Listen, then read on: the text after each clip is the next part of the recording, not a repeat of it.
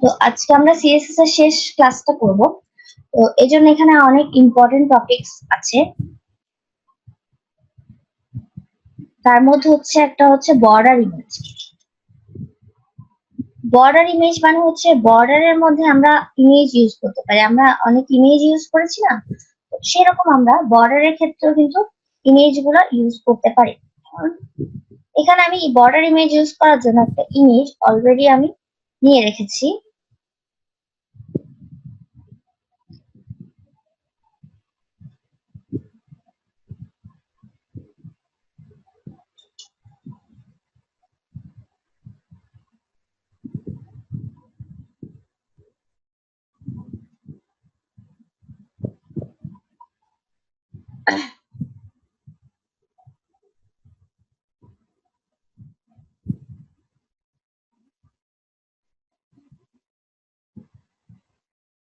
দেখেন, এটাই হচ্ছে বর্ডারে যে ইমেজটা আমি ইউজ করব, এটাই হচ্ছে সেই ইমেজটা।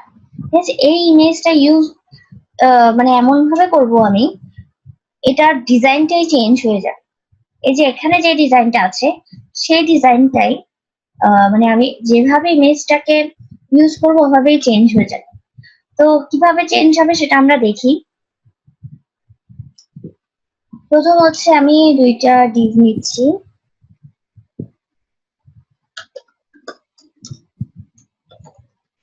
একটা ডিভ রাখছি রাউন্ড।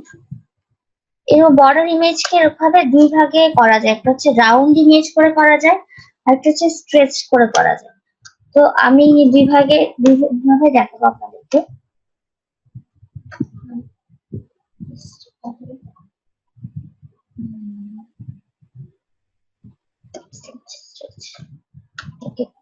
তো দুই ভাবে আমি দেখাবো আপনাদেরকে।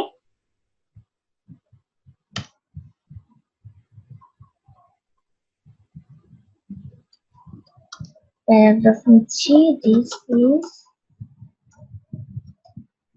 Round image.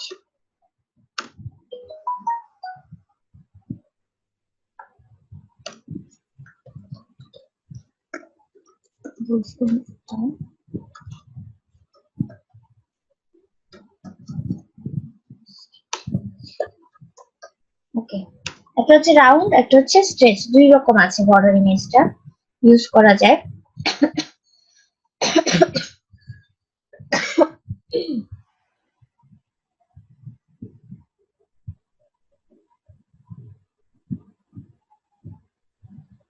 এরপর আমি চলে যাচ্ছি, এটা এখানে আমি দুইটা ক্লাস নেম করেছি। তাহলে প্রথমে হচ্ছে আমি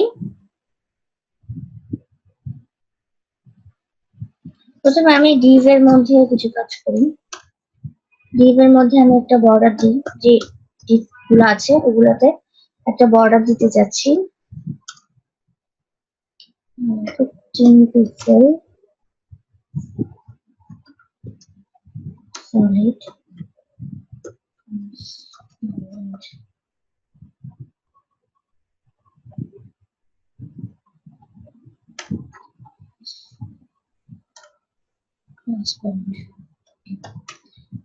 এরপর হচ্ছে উইডথ দিয়ে দিচ্ছি আমি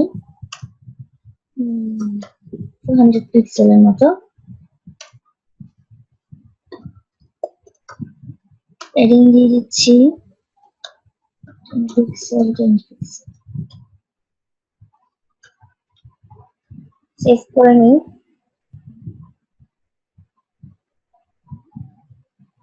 সেভ করে নিলাম।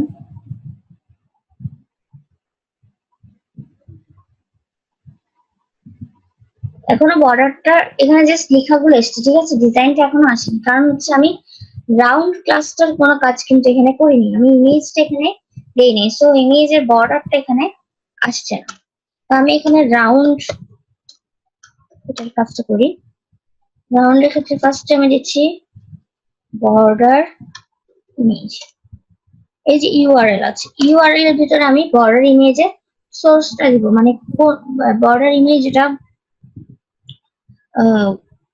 যেখানে আছে ওখান থেকে আমি সোর্সটা দিব। যেমন হচ্ছে আমার এখানে চলে এসছে, ঠিক আছে, আগের মতোই সোর্স যেভাবে দিতে হয় এটাও ঠিক একই রকম। তো এখানে বর্ডার ডট জেপিজি আছে, বর্ডার ডট জেপিজি, এটা হচ্ছে আমার বর্ডারের বর্ডার ইমেজের সোর্স, আপনাদের যে সোর্স থাকবে বর্ডার ইমেজের ওইটা ইউজ করবে। এরপরে দিচ্ছি আমি 30, এরপরে দিচ্ছি 30, এরপরে দিচ্ছি এটা কিরকম হবে, রাউন্ড হবে। এখন আপনাদের প্রশ্ন আসতে পারে যে এটা এই 30 দিলাম, ঠিক আছে, এগুলো কি? প্রথমে যে 30টা দিলাম এটা হচ্ছে বর্ডার ইমেজের স্লাইস, মানে বর্ডার ইমেজটাকে কিভাবে স্লাইস করবে, ঠিক আছে। আমি দিলাম যে একটা রেশিও, এটা 30 হিসাব করে এটা স্লাইস করবে, ঠিক আছে। আর এখানে হচ্ছে এটা উইথ, বর্ডার ইমেজটার উইথটা কতটুকু হবে, আমি দিলাম 30 উইথ এর একটা হবে। আমি যদি এখানে 30 না দিই, এখানে আমি পার্সেন্টেজও ইউজ করতে পারবো, ঠিক আছে, আমি পার্সেন্টেজও ইউজ করতে পারি, আমি আবার এইভাবে আলাদা আলাদা করে দিয়েও দিতে পারি, ঠিক আছে। আমি এখন এভাবে দেখাচ্ছি পার্সেন্টেজটা ইউজ করে আমাদের। এখানে আমি সেভ করলাম, সেভ করার পরে চলে যাচ্ছি। এখানে দেখেন বর্ডার ইমেজটা কিভাবে আসলো, ইমেজটা কিরকম ছিল আর এখানে কিভাবে আসলো, ঠিক আছে। আমি 30টা স্লাইস করতে চেয়েছি, 30টা স্লাইস কিন্তু এখানে আছে, ঠিক আছে, 30 স্লাইস আছে, ইমেজটাকে আমি 30 স্লাইসে করতে চেয়েছি এভাবে। তো এটা 30 স্লাইসে আছে। আর হচ্ছে আপনার এখানে উইথটা হচ্ছে এই সাইজ গুলোর উইথ হচ্ছে 30 হিসেবে রেখেছি, ঠিক আছে। এরপর আমি আবার চলে যাচ্ছি স্ট্রেচে, স্ট্রেচটা দেখি, stretch border image, border JPG, এখানে আমি দিচ্ছি 30, এটা দিচ্ছি স্ট্রেচ, সেভ করে নিচ্ছি।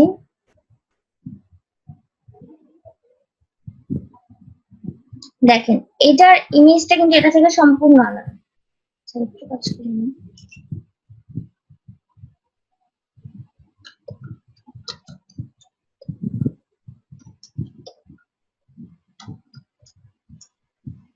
দুইটা ইমেজ কিন্তু সম্পূর্ণ আলাদা। স্ট্রেচ হওয়া মানে হচ্ছে এটাকে প্রশস্ত করে ফেলেছে, টেনে ফেলেছে পুরোটাকে। তো এটা একরকম হয়ে গেছে, এই পাশে আবার আরেক রকম হয়ে গেছে, ঠিক আছে। এটা হচ্ছে একরকম রাউন্ড বর্ডার, রাউন্ড দিলে এইরকম করে করে আসবে, আর স্ট্রেচ যখন দিব তখন ইমেজ গুলা এইভাবে করে করে এক একটা শেপ হয়ে যাবে, ঠিক আছে। তো আমি পার্সেন্টেজ দিয়ে দেখাবো বলেছিলাম, পার্সেন্টেজ দিয়ে দেখেন,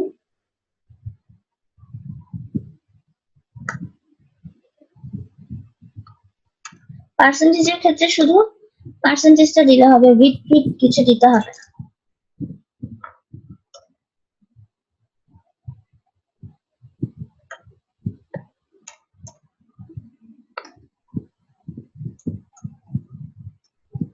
সেভ করে নিচ্ছি।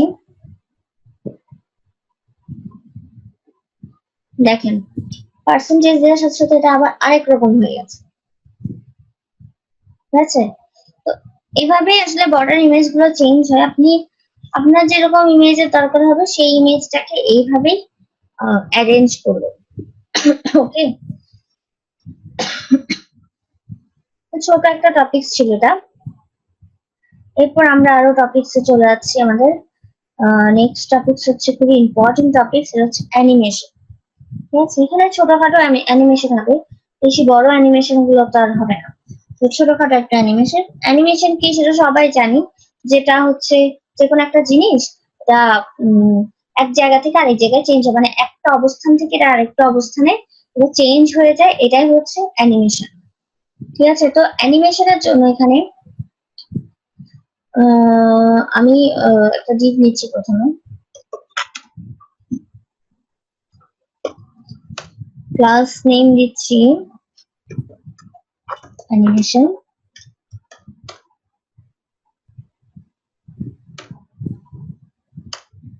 এরপর হচ্ছে আমি এখানে দিচ্ছি this will show how the transition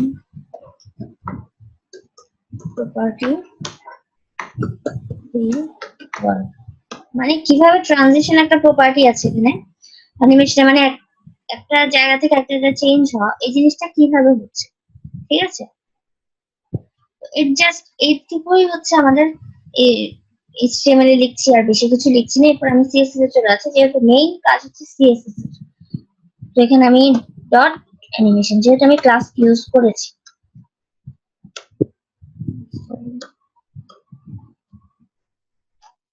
dot animation. তারপর আমি এটা উইডথ দিতে পারি, কতটুকু উইডথ নিয়ে হবে আমি দিতে পারি 500 পিক্সেল, হাইট দিতে পারি 400 পিক্সেল, ব্যাকগ্রাউন্ড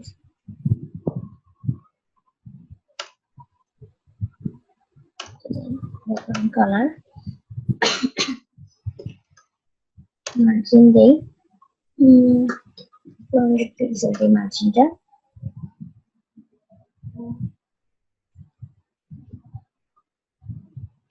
তারপর হচ্ছে এখন হচ্ছে অ্যানিমেশনের কিছু প্রপার্টিজ লিখবো, যেমন হচ্ছে অ্যানিমেশন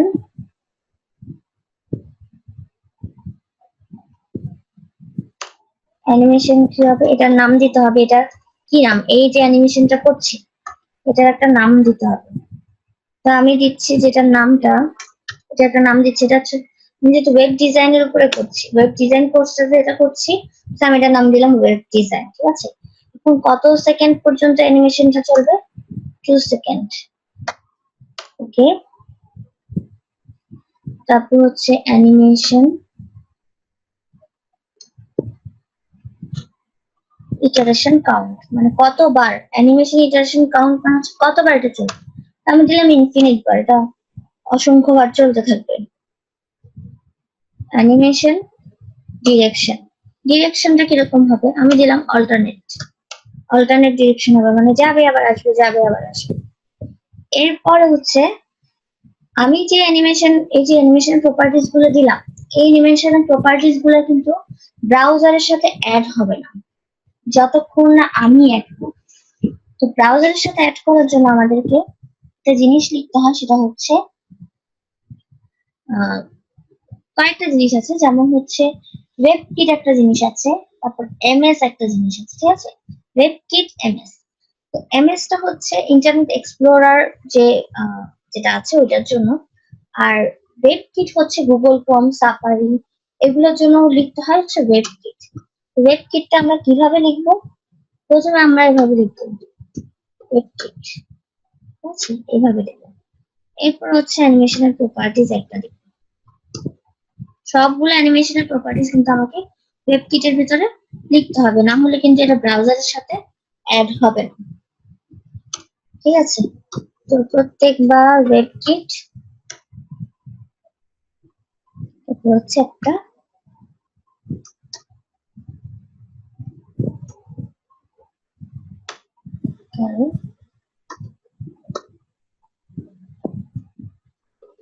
আবার ওয়েবকিট।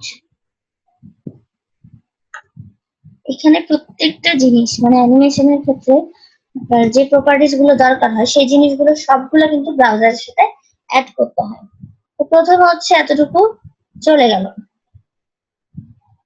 এখন এতটুকু দিলেই কিন্তু অ্যানিমেশনটা কাজ করবে না, কারণ হচ্ছে আপনাকে এটা দিতে হবে এটা কিসের থেকে কিসে যাবে, ঠিক আছে। মানে আমি সেভ করে রান করায় দেখতে পারি যে আমার অ্যানিমেশনটা কাজ করে কিনা, কিন্তু দেখেন এটা কাজ করছে না, এটা জাস্ট এমনি শো হচ্ছে কিন্তু কাজ হচ্ছে না। আমি একটা বক্স দিয়েছি, এই বক্সটা শো হচ্ছে কিন্তু কাজ হচ্ছে। কাজটা করার জন্য আমাকে কি করতে হবে, কাজটা করার জন্য আমাকে এই কাজগুলা অ্যাটাচ করতে হবে। অ্যাটাচ করার জন্য হচ্ছে আমাকে ইউজ করতে হবে এভাবে কি ফ্রেমস। কি ফ্রেমস যখন আমি অ্যাড করব, কি ফ্রেমস এর পরে আমাকে দিতে হবে, আমি এখানে যে নামটা লিখেছি, এখানে আমি ওয়েব ডিজাইন লিখেছি, এখানে আমি ওয়েব ডিজাইনটা লিখবো। আর যদি আমি অন্য কিছু লিখতাম তাহলে ওখানে ওই নামটা ওখানে দিতে হতো। মানে হচ্ছে কিসের উপরে এটা হচ্ছে, এই ডিজাইন গুলো কিসের উপরে হচ্ছে, এটা ওয়েব ডিজাইন নামে যে অ্যানিমেশনটা আমি করছি ওইটাতে হচ্ছে। এরপরে হচ্ছে আমাকে এখানে কিছু প্রপার্টিজ দিতে হবে, যেমন হচ্ছে ফ্রম। ফ্রম মানে হচ্ছে থেকে, কি থেকে কি হবে, কি থেকে কি হবে। তো ব্যাকগ্রাউন্ডটা, আমি যেহেতু ব্যাকগ্রাউন্ড কালারটা চেঞ্জ করতে যাচ্ছি, তাহলে ব্যাকগ্রাউন্ড কালার দিয়ে দিই একটা গ্রে কালার থেকে টু, টুতে কি হবে, ব্যাকগ্রাউন্ড কালারটাও চেঞ্জ হবে।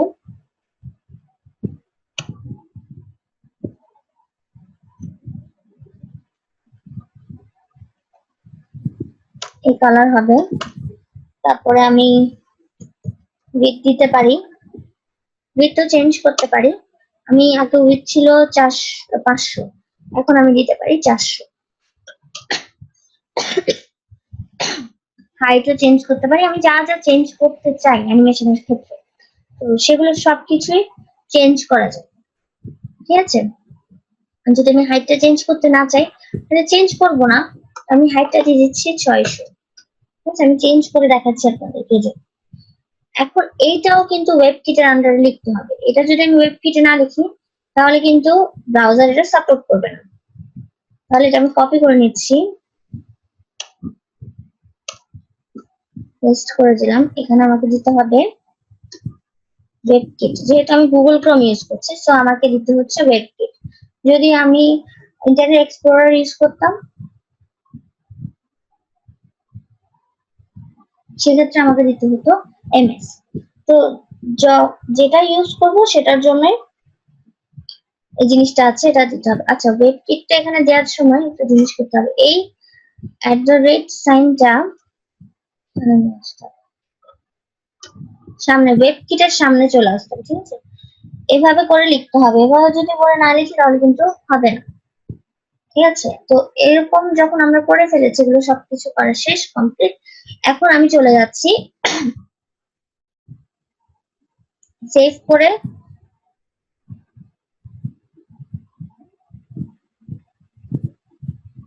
তারপরও দিয়ে দিলাম আর কি, যদি কোনো ভার্সনে যদি আপনার অ্যাড না হয়। ঠিক আছে, এটা হচ্ছে আপনার সবসময় সচেতন থাকা। আচ্ছা, আমি কোনো জিনিস কেন বাদ দিব, শুধু শুধু বাদ দেওয়ার তো কোনো দরকার নেই।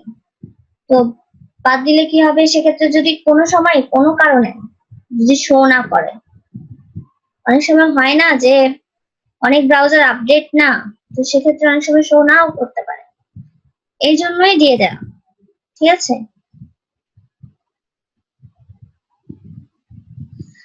তো সেভ করে নিচ্ছি আমি, চলে যাচ্ছি, এটা রিলোড করে নিলাম।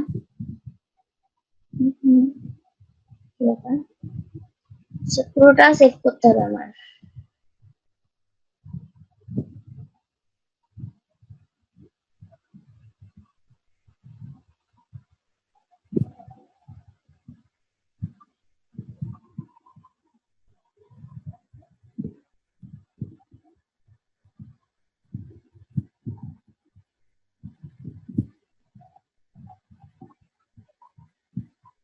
এই যে দেখেন, আমি পুরোটা সেভ করে নিয়েছি। এরপর এটা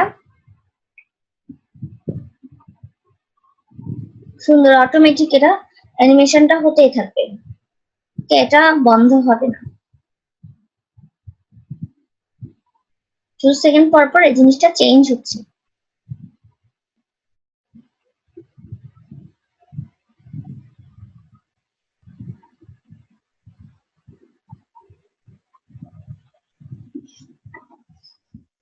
ম্যাডাম, ওয়েবকিট এবং এমএস ট্রানজিশন দুইটাই কি একসাথে ব্যবহার করা যাবে না? হ্যাঁ যাবে, কারণ হচ্ছে আপনি দিয়ে দিবেন। যদি ধরেন আপনার ক্লায়েন্ট যদি ধরেন ইন্টারনেট এক্সপ্লোরার ইউজ করে, ঠিক আছে, আপনার ক্লায়েন্ট যদি সাফারিতে ইউজ করে, আপনার ক্লায়েন্ট যদি অন্য কোনো ব্রাউজার ইউজ করে, তো সেক্ষেত্রে আপনি কি করবেন, আপনি তো আর বলে দিতে পারবেন না যে আপনাকে এই ব্রাউজারে ইউজ করতে হবে। তখন আপনার ক্লায়েন্ট কি বলবে, যদি আপনি বলেই দেন যে আপনার এই ওয়েবসাইটটা এই ব্রাউজারে ইউজ করতে হবে, আমি ডিজাইন গুলো কাজ করবে না, তখন বলবো যে হ্যাঁ এটা কি কথা বলবো, আমার যে ওয়েবসাইট, আমার যে ব্রাউজার খুশি আমি সেই ব্রাউজার ইউজ করবো, আমি কেন শুধু শুধু ওনার বলা ব্রাউজারটা ইউজ করবো, তাই না? তো এটাই হচ্ছে কথা। তো এই জন্যই আপনি দিয়ে দিবেন, ঠিক আছে? আমি ওয়েব কিটটা দিয়ে দিয়েছি, আপনি এমএসটাও দিয়ে দিবেন, তাহলে হয়ে গেল।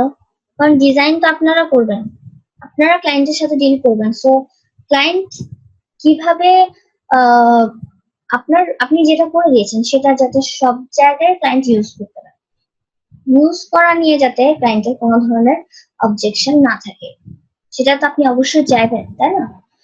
তো এই জন্য ওকে, এখন আমি নেক্সট টপিকসে চলে যাচ্ছি, সেটা হচ্ছে কলাম। ওকে, তো কলাম হচ্ছে আমরা কি কলাম দেখি যে পেপারে দেখি অনেকগুলো কলাম একসাথে হয়, মানে অনেক কলামে থাকে লেখাগুলা। তো ওইভাবে কলামগুলো কিভাবে করা যায় এখানে, ঠিক আছে?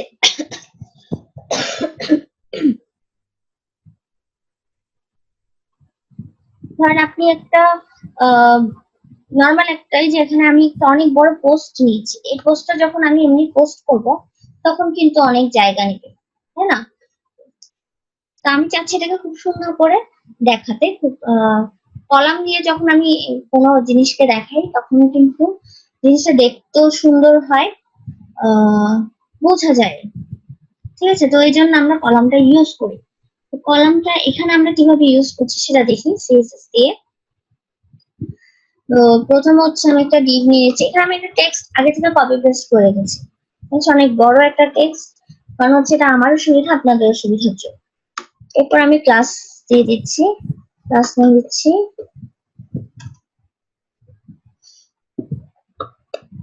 কলাম। ওকে,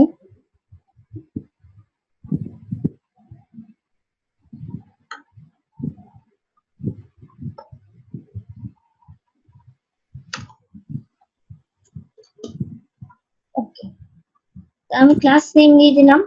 এখন হচ্ছে ওই ক্লাসের আন্ডারে কাজ করার জন্য চলে যেতে হবে আমাকে। আমি এখানে ডট কলাম দিলাম। প্রথম হচ্ছে কলাম কাউন্ট, মানে আমি এই যে পোস্টটা আছে আমার, এই যে টেক্সট গুলো আছে, এই টেক্সটটাকে আমি কয়টা কলামে ভাগ করবো? তো আমি চাচ্ছি কলামে ভাগ করব 3টা। আপনি 4টা 5টাতেও ভাগ করতে পারবেন, আপনার যেরকম দরকার হবে সেরকম ভাগ করবেন, ঠিক আছে? তারপর হচ্ছে কলামের মাঝখানে, sorry, কলামের মাঝখানে গ্যাপটা কিরকম হবে? তো আমি চাচ্ছি যে 30 পিক্সেল একটা গ্যাপ হবে প্রত্যেকটা কলামের মাঝখানে। কলামের মধ্যে যদি কোনো রুল দিতে চান, যেমন হচ্ছে বর্ডার, এখানে কলাম রুলস হিসেবে বর্ডার ইউজ করা হয়। বর্ডার আমি 10 পিক্সেল সলিড গ্রে কালারের একটা বর্ডার দিতে চাই। ওকে, এটা হচ্ছে আমার বেসিক কলামের জন্য, কলামটা ইউজ করার জন্য। একটা জিনিস দিতে চাই আমি, টেক্সট অ্যালাইন জাস্টিফাই, টেক্সট গুলাকে সুন্দর দেখানোর জন্য। ম্যাম কলামের গ্যাপ গুলো কি প্যাডিং মার্জিনের মতো ইউজ করা যাবে স্পেস ইউজ করে? মার্জিন দিয়ে, হ্যাঁ মার্জিন দিয়ে যেটা দেখাচ্ছে সেটা দেখেন না মার্জিন ভাই। এবং প্যাডিং এর মতো। মার্জিন আর প্যাডিং তো ইউজ করেছেন, এখন আরেকটা জিনিস দেখেন, ঠিক আছে?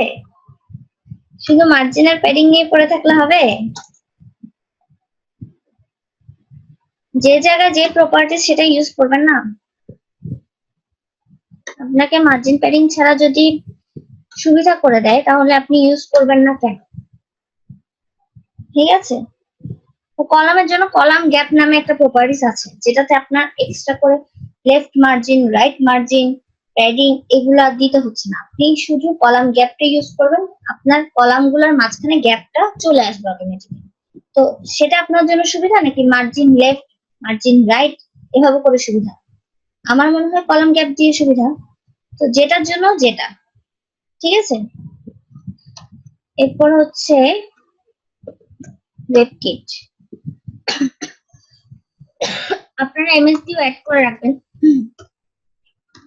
কেন তো একটু আগে বললাম।